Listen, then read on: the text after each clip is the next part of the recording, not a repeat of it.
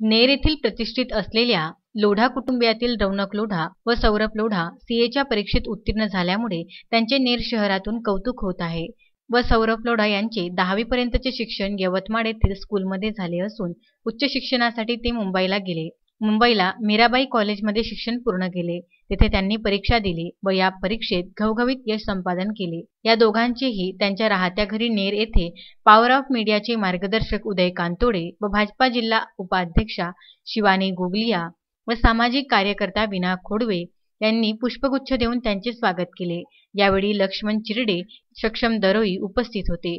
तसेच लोढा कुटुंबियातील सुरेश लोढा, जितेंद्र लोढा, मदन लोढा, विजय लोढा, भावना लोढा, नीता लोढा व अन्य लोढा परिवार उपस्थित होते।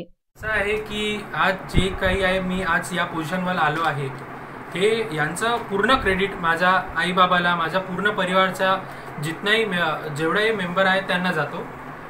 त्यांना पुढच्या 1 वर्षापासून त्यांना मला खूप सपोर्ट केलेला आहे। या सपोर्टामुळेच मी आज जे आहे ते पूर्ण ते सपोर्टामुळेच आहे।